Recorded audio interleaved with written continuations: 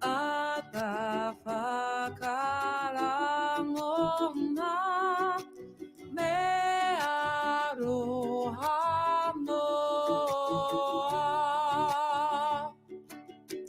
kia ua kote pai kia toutoa tawhai mana akitia mai au te aroa.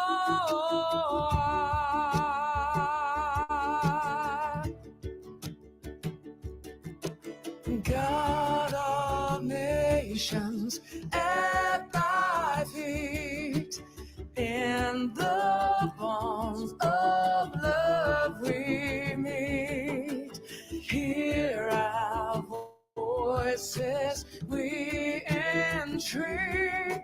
God defend our free land. God Pacific's triple star, from the shafts of strife and war, make her praises heard afar. God defend New Zealand.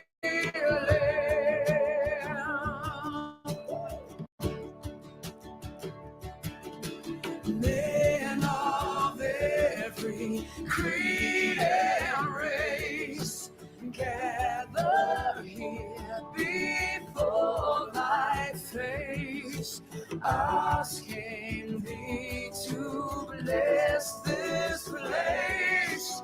God defend our free land from dissension, envy, hate, and corruption. God, our state, make our country good and great. God defend New Zealand.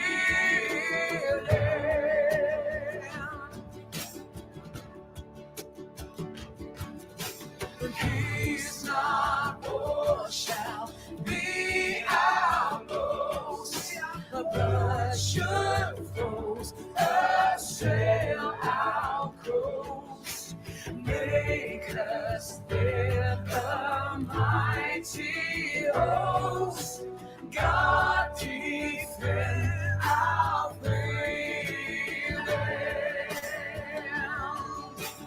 Lord of battles in thy might, put our enemies to flight. Let our cause be just and right. God defend New Zealand.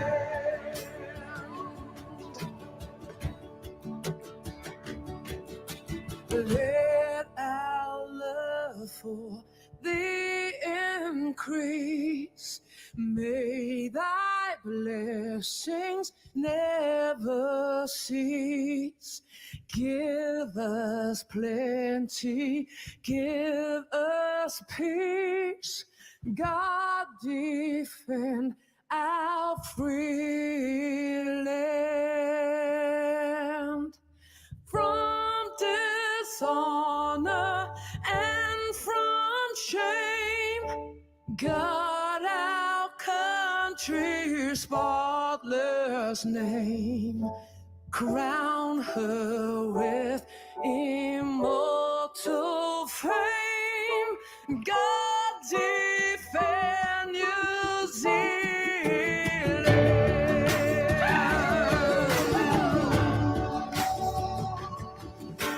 May our mountains ever be freedom's ramparts on the sea. Make us faithful unto thee.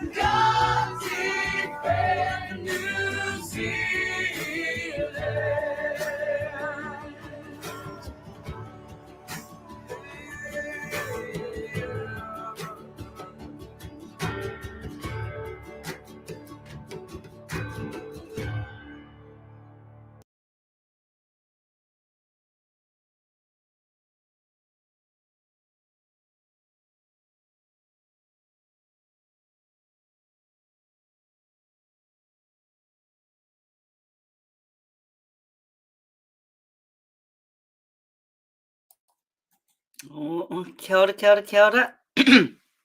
Now, isn't this interesting? So, the lead-ins, I used to either sing a waiata, do a himini, and this is honestly, honest to God, my favourite karakia is our national anthem. And just warning you, when the national anthems happen, my daughter quickly came in to say I'm on muko duty, but I think my husband's just tagged me out. Uh, but anyway, this could be a little bit unpredictable, this live. Here's the thing. For this length of time, the lives that I've been doing in the last couple of days, I've been getting up to 70, up to 100 people coming on at this time.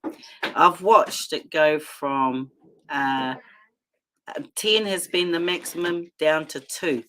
So definitely the messages that I've been getting out, the algorithms or someone's playing around with my fellowship, and I know that Chantel had the same experience with hers as well. So when the truth is getting out there, whānau, we're getting hammered and we're getting censored. That is not democracy.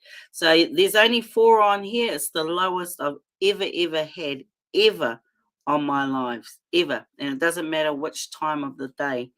I think, and it does depend on what time of the day that I do my lives. Never have I had. Now it's down to 3.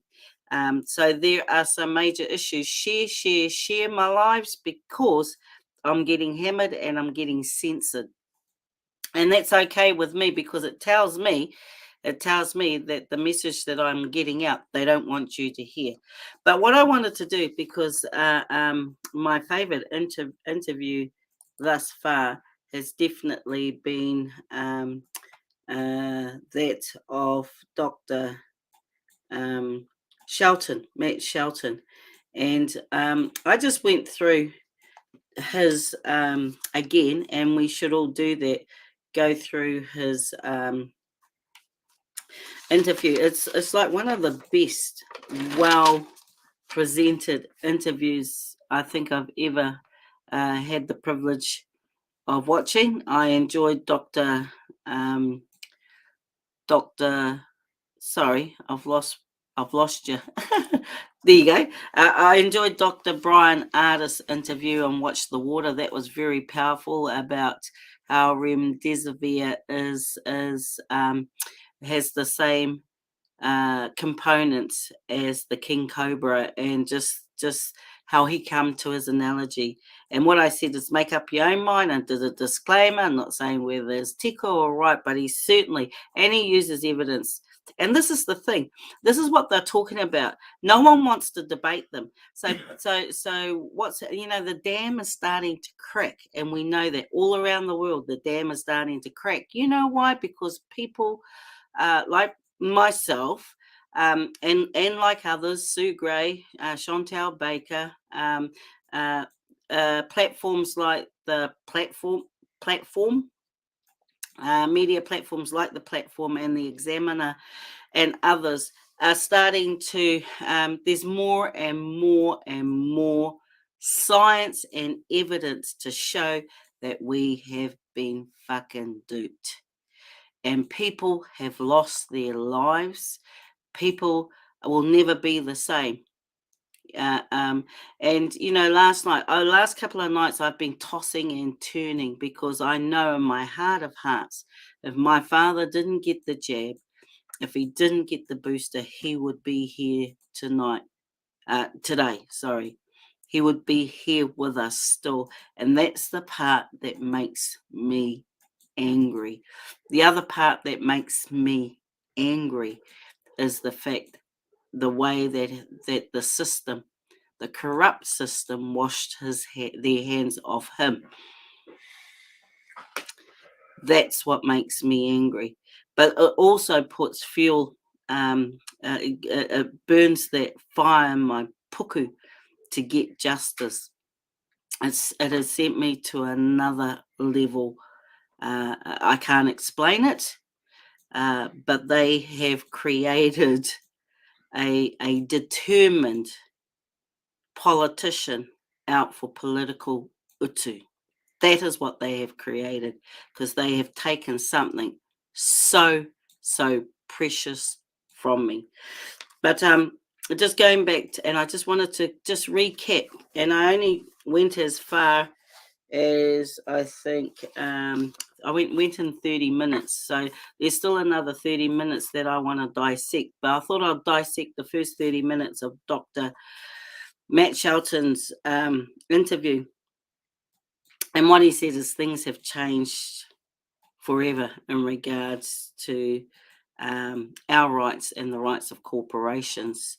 And we know that corporations have, and the TPPA, I mean, I protested and occupied against that, gave corporations more rights and sovereignty over our countries, and this is an example of the power of the corporations, and we need to depose these corporations and re-empower ourselves.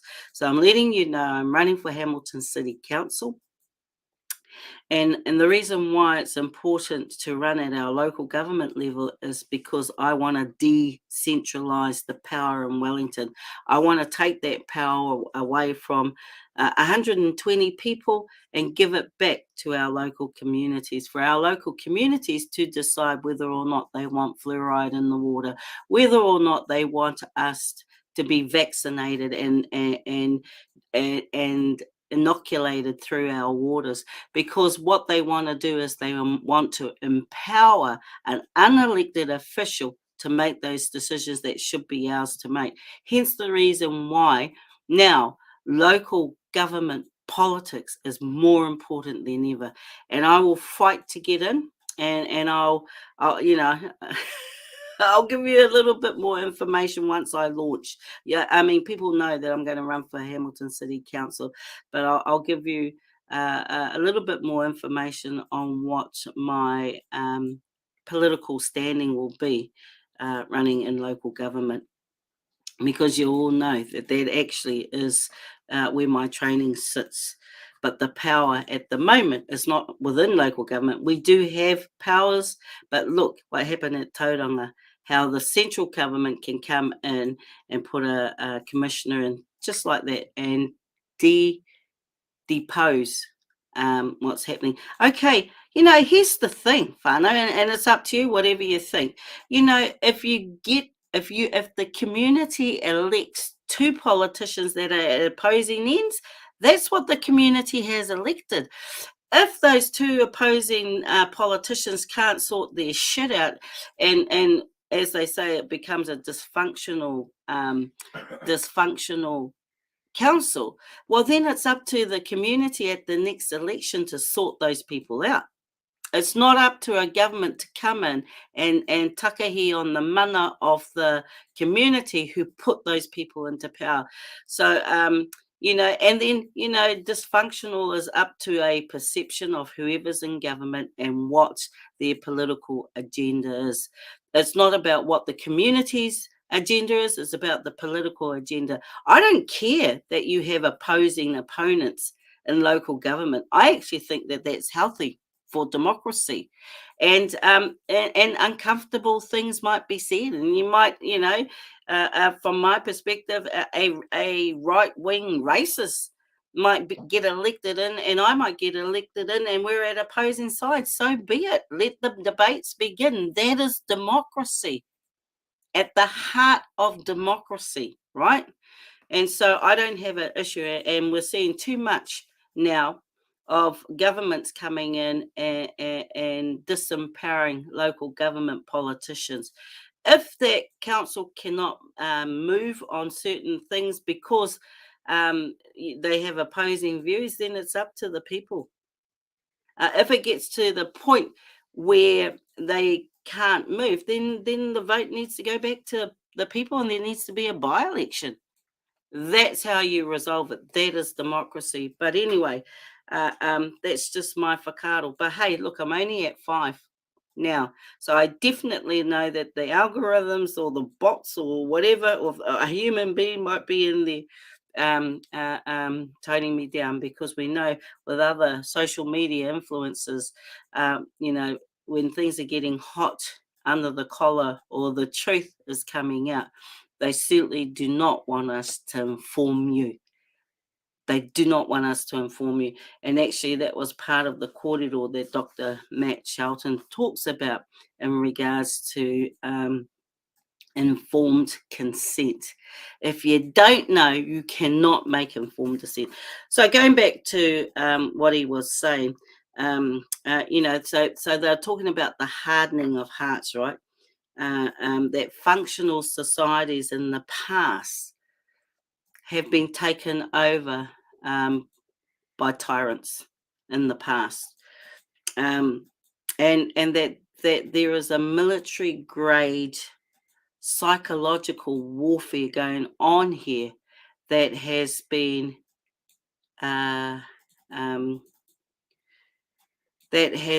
driven by mainstream media. And not today, but I do want to discuss some of the Dr. Hatchett's reports in regards to the influence that mainstream media has had on the psychological warfare to support the government's narrative. So, and also he talked about ACC. So these are some of the things that I covered off yesterday. Now, what's really important too, and we should have had this when the first rollout happened, right? About the 3 important questions that you ask your health provider who's trying to jab you, right? The first question is, can you tell me what is in the vaccine? That's the first question. The second question, has there been adequate testing?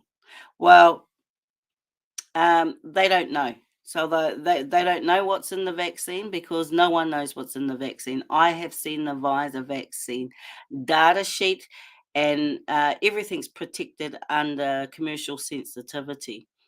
And that's the data sheet that come across our Environmental Protection Agency. So how could the agency give the thumbs up? And we've got a kaitiaki on the Environmental Protection Agency that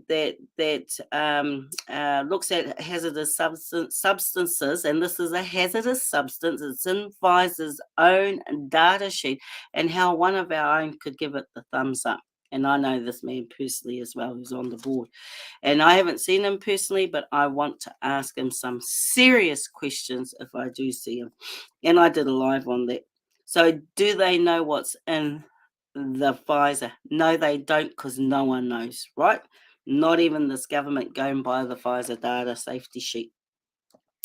So can you tell me what's in it? No, they can't, because no one knows. And has there been adequate testing? No, there hasn't. And that's a fact. And that's what Dr. Matt Shelton was saying. They haven't. We're currently still in the trial. We are the test. And there were major concerns and things were happening with the first rollout of the first vaccine inoculations, and warning signs were there, and the likes of Dr. Shelton, NZD, SOS were sending open letters to ministers, to the police, to MedSafe, to the Health and Disability Commission. They are all they are there to protect us. They are there to scrutinize and go through the whole regime to protect the public, and none of them. And this is what Dr. Matt Shelton has affirmed in his interview, that they haven't done their job. Right. And the third question is, from the information you have given me, do you think I haven't achieved informed consent? And again, the answer will be no. So where is the due diligence? And what and this is at 14 minutes and 10 seconds, Dr. Shelford talks about withdrawing 20% of all medication that's in trials are withdrawn. They're either not as effective as they thought, or they're dangerous, or both. Now, this hasn't been through that trial, so we don't know. The trial is what's happening now, the death that's happening now. And you'll have so with MedSafe, only 5% of the data only 5% of the data is captured because it's voluntary, not mandatory. Why would you bring in to our bring and this is not just in our country but around the world. Why would you bring an experimental drug that Dr. Shelton said is not a vaccine, doesn't act like a vaccine? The reason why they called it a vaccine was so that they can jump through hoops to push it out there. And he said it, and that's a fact. So why has it that these regulatory arms that are set up and they are paid to protect us have not done it? There are going to be consequences. Whilst we have this government ruling the country, there will not be any consequences. And mark my words, we will not get it with National either. We have to think very, very seriously about our way forward politically, because we only have one opportunity, whānau, and if we fuck it up, we are history. And I'm dead serious about that. We are going to see more vaccine injuries and we're going to see more deaths. And I'm telling you now, I have had my fair share and I want to put a stop to it. These whānau members that we have lost deserve justice. They deserve justice. Anyway, and then at 15 minutes and 40 seconds, he also talks about how all governments around the world have waived liability of these big pharmaceutical companies. Now, no one who does contracts with other people would ever waiver liability, and these governments around the world have done that. So when you look at all these leaders around the world, and I've shown you Russell Brand's videos, and even the historian Neil Oliver, and they very much talk similar stuff, right? It's showing that most of these leaders that are running the Western world are alumni of the World Economic Forum, and I've told you that Klaus Schwab is more dangerous than Hitler. And so the narrative has shifted, the science has shifted, and the scientists are starting to get airtime now. So you got mainstream media, like our mainstream media has been brought, cost $327 million, and the government's still throwing millions of dollars at mainstream media, and we know they're prepping them for the election, and we're not going to have a fair election, as we saw in Tauranga. So let Tauranga be a warning to you all. We will rely on social media, and what's happened, because mainstream media have dropped the ball and are now no longer a trustworthy source of information, that they're propagandists, that they've been brought, and that we can no longer trust mainstream media.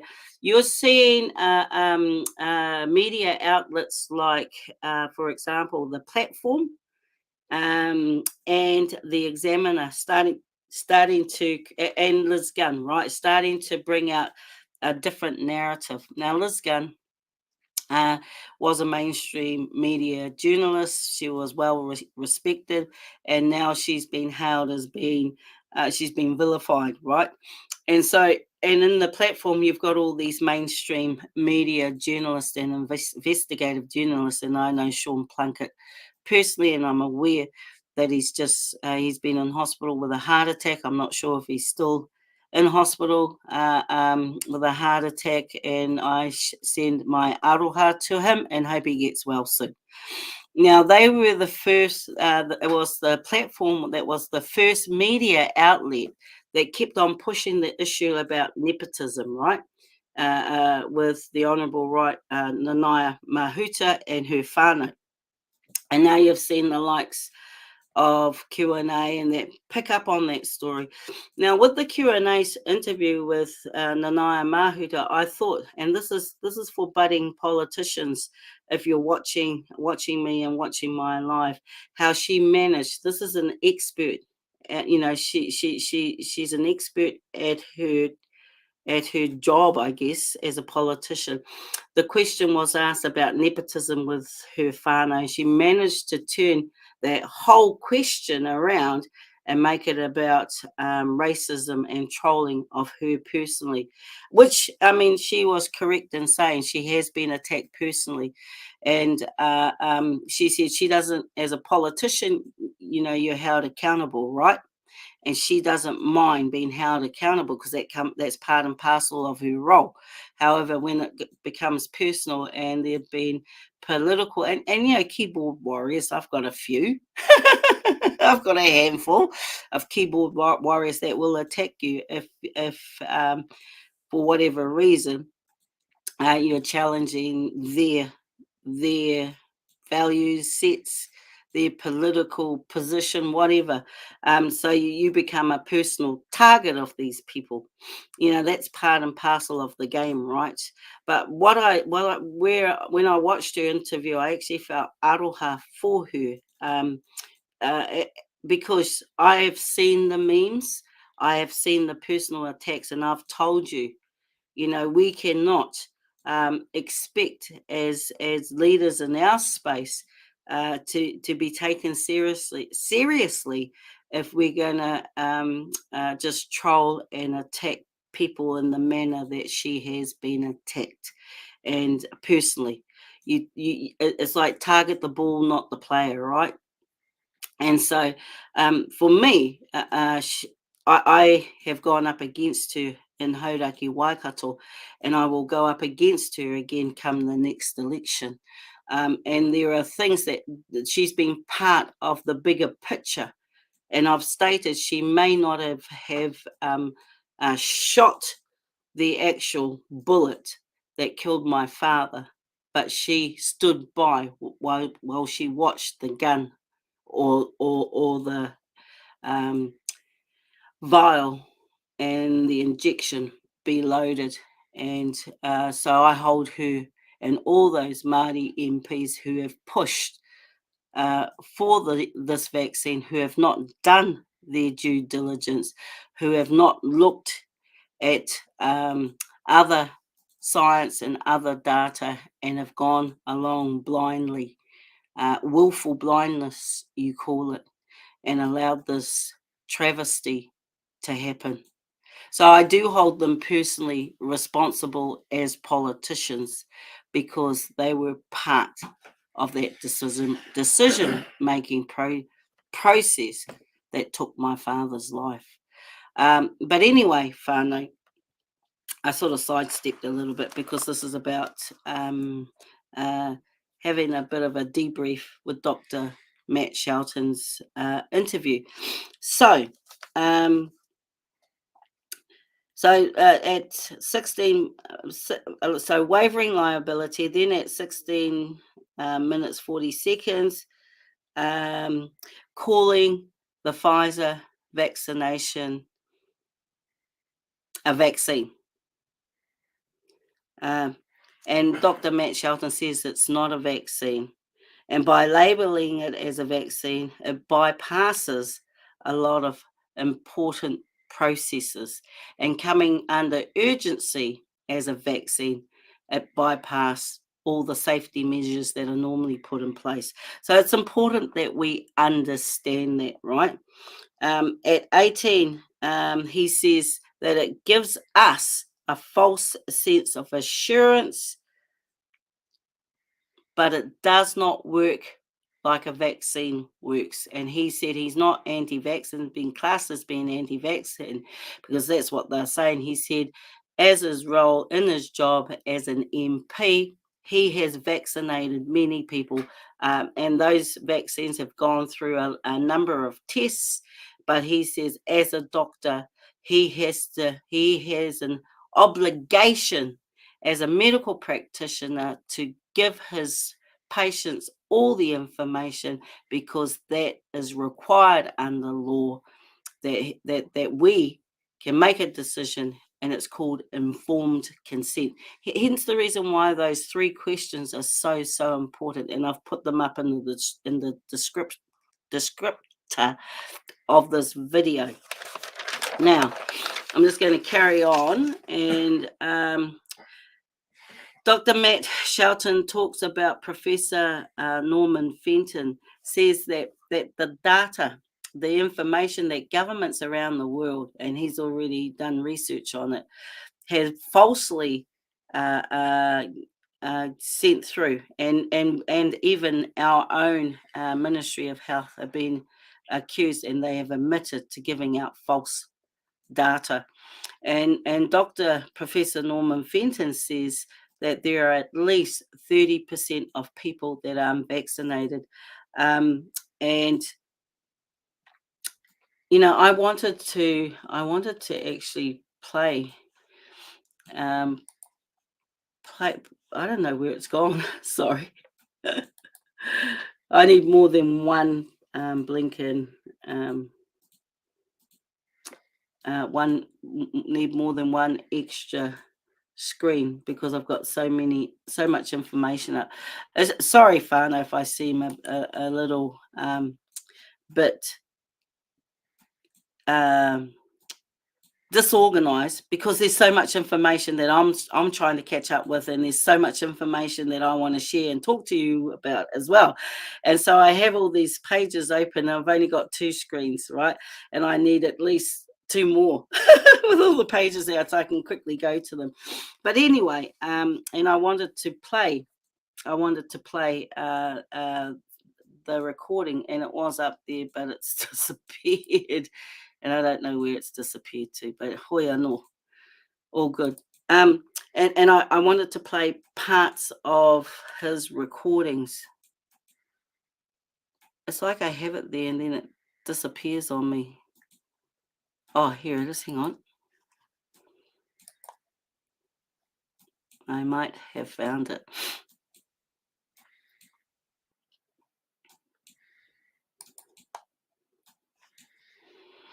And about this internet connection too, it is problematic for me, the internet connection, because there's definitely something going on with my connection.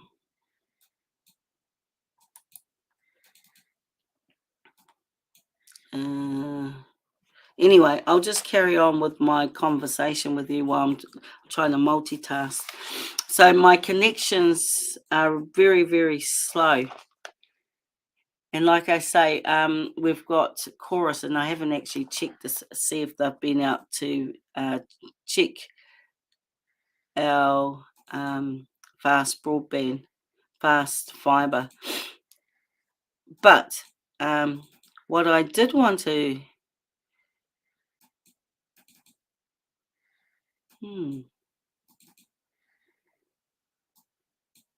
Sorry, Fane.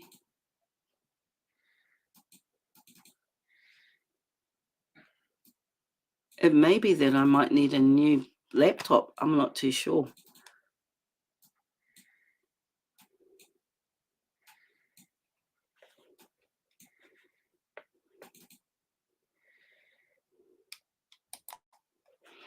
Anyway, let's carry on.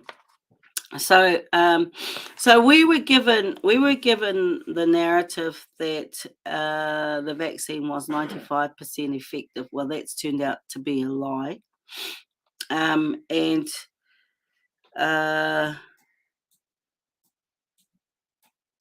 you know, so it's turned out to be a lie, and no, it does not protect us. So what Dr. Matt Shelton was saying is that it doesn't act like a traditional vaccine should. It doesn't immunize us from the actual disease. And I thought another interesting conversation that he had was they were talking about the mere fact that this And me, I'm not an IT whiz, and so it took me a little while to get my head around what they were actually saying. But they were saying that the Chinese uploaded the um, s- uh, sequence code onto a computer, so it's actually a computerized. And I've heard this being said since the rollout, actually, for the last 2 years, that it's a computer generated disease. And that just didn't, I was like, how the hell do you have a computer generated disease? So I listened back to the conversation a couple of times, and what I got out of it is that the Chinese uploaded it on a computer, part of the sequencing, not all of it. And this is what's really important that we have to take from Dr. Matt Shelton's interview, is that um, the virus has never, ever been identified. And he said, and that's a fact. It's been partially uploaded by the Chinese onto a computer, and out of it they made a molecule out of it. So basically that tells you, buyer beware. That's what I got out of that. It's the virus itself has never been identified. Holy hecker. Have we been duped? Absolutely, we've been duped. It's a guessing game. And we're still in a trial that I think I thought it was 2023, the end of the trial. Remember, it was going to end November last year, and then the government and the media were so hush-hush about it that you forgot it was actually happening October, November last year, where they extended the trial period to 2023. And I just remember it was election year. That's why I thought it was 2023. And remember, the narrative when they first rolled out the vaccine, the narrative was, if you take this vaccine, the first time you take it, you won't get the disease. You will not get COVID-19. Then they shifted the narrative because people were getting sick, right? They shifted the narrative and they said, they modified it as the terms that they use, and they said, you need to take the vaccine to prevent serious illnesses and hospitalization.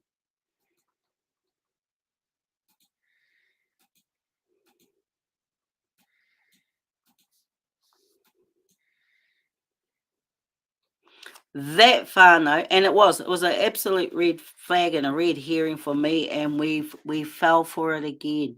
We fell for it again because, again, the media has been pumping out. It's like brainwashing, whānau, 24/7 radio. That 200 so-called $200 billion that they pumped out for the rollout. They don't talk about any of that. It's like nothing had happened in the last 2 years, and we talk about budgets, can't afford to pay our nurses, but we could afford to find $200 billion for the rollout of Pfizer. Pfizer is probably richer than most countries around the world. So we've seen a major wealth shift from our pockets to Big Pharma. Big Pharma. Some politicians in the US are saying are too big to break down. Well, fuck, we need to find fearless politicians that are willing and ready to break them down. Because no way should a pharmaceutical company have more resources than the sovereign states themselves.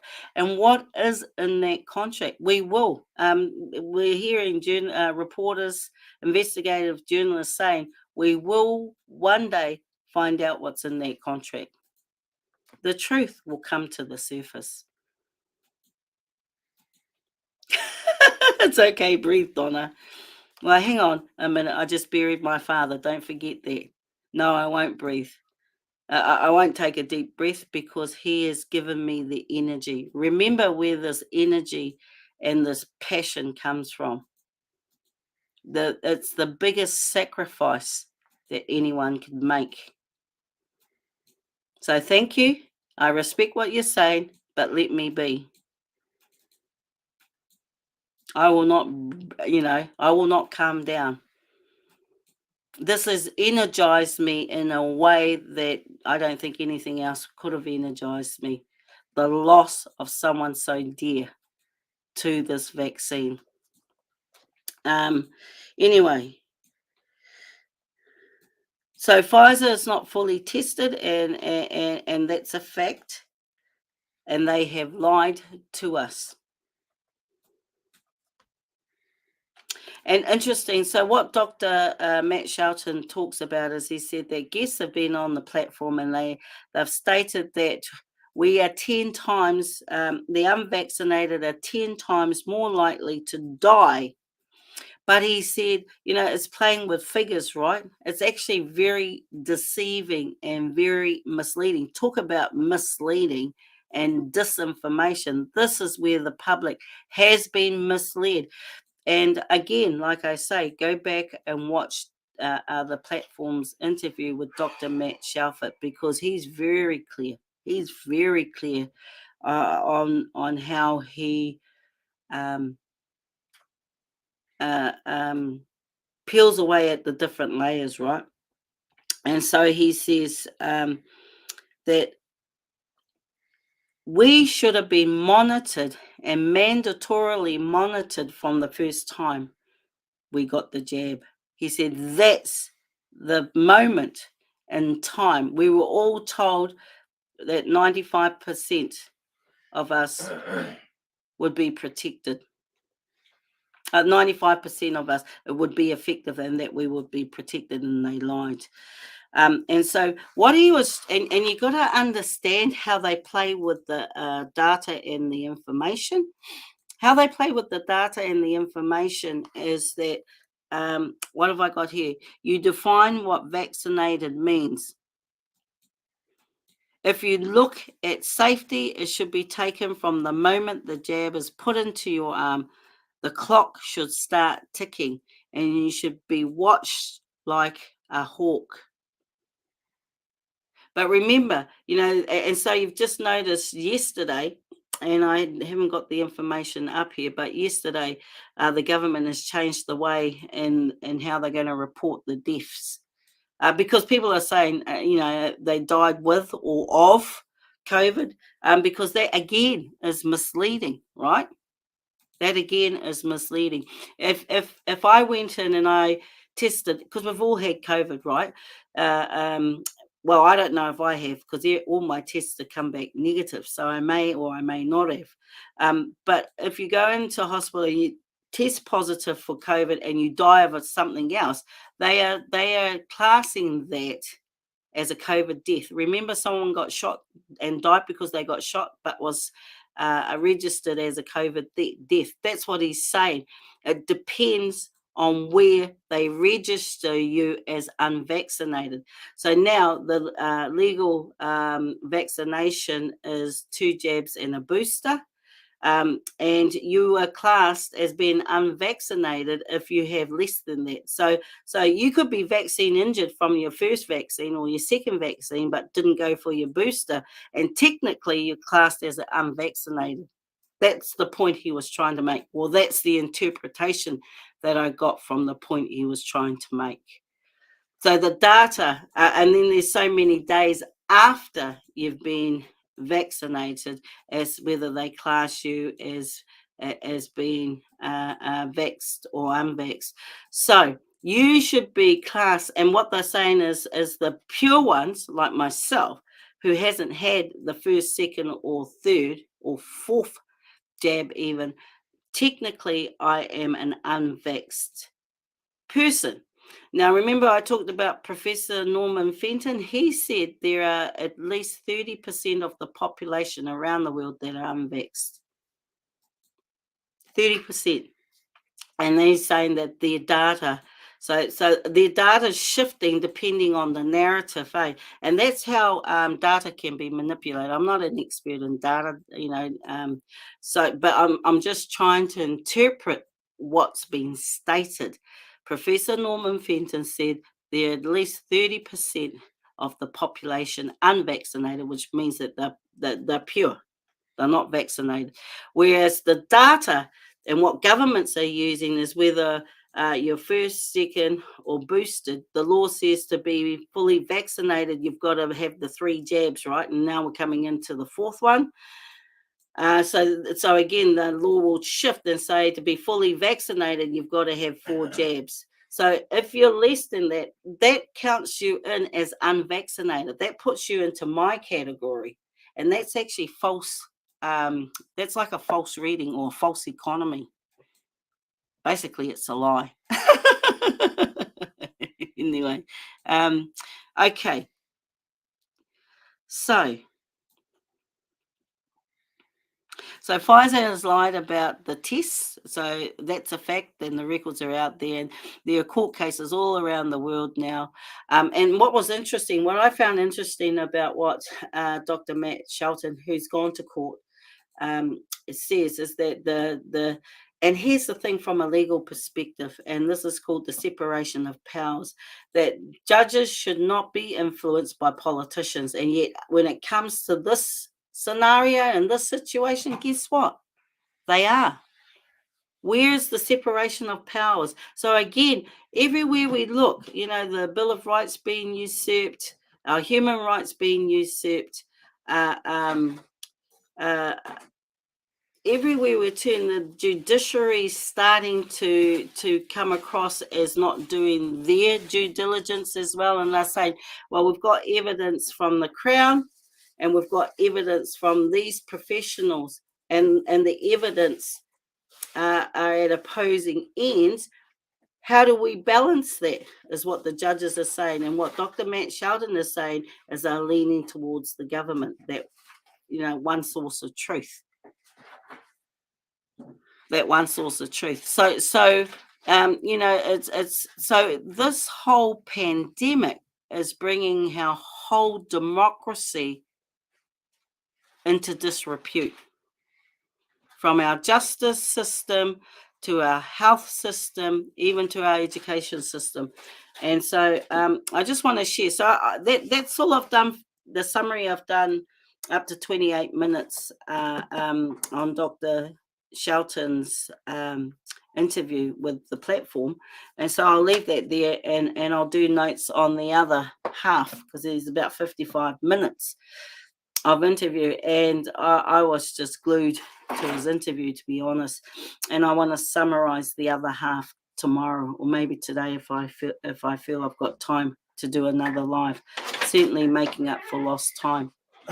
Letting you know as well that the algorithms, I've never had the lowest viewership ever on my lives, but I'm just letting you know that the Examiner, so the Daily Examiner is asking, will children be ordered into vaccination buses? So we've seen this go around on Facebook.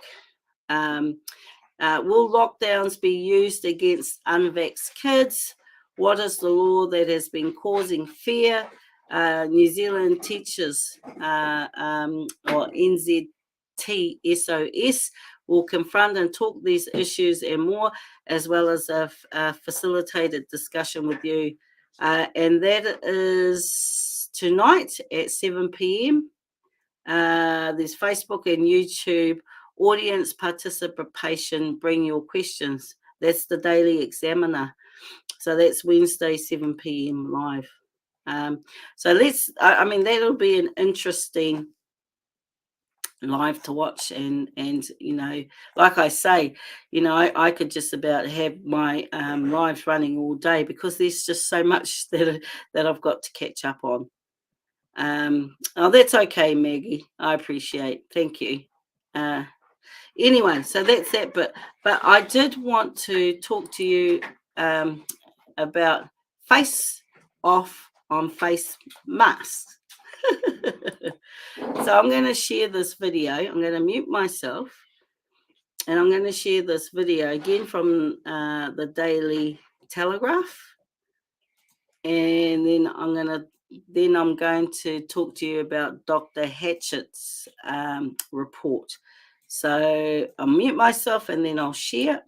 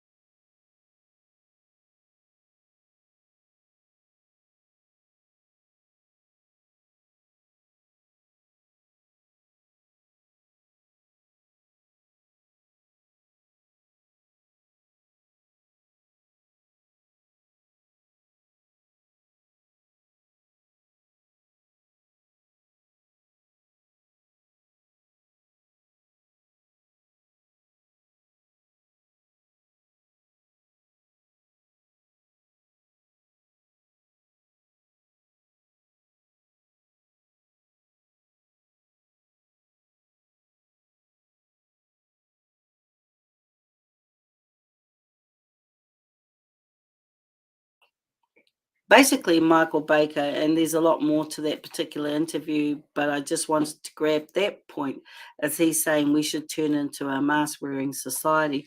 Now, if you go to the counter to that is face off on face mask.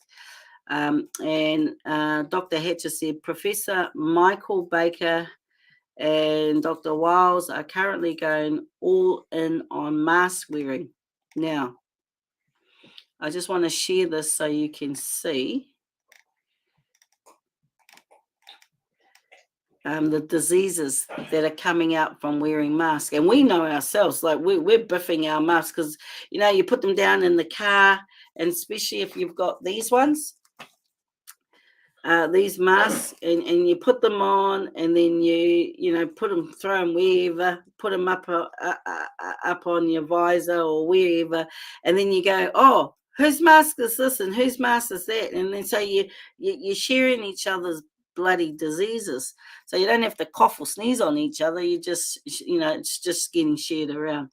So I'm going to share this as well, whānau, to just show you on the screen. And we'll just have a quick chat about it.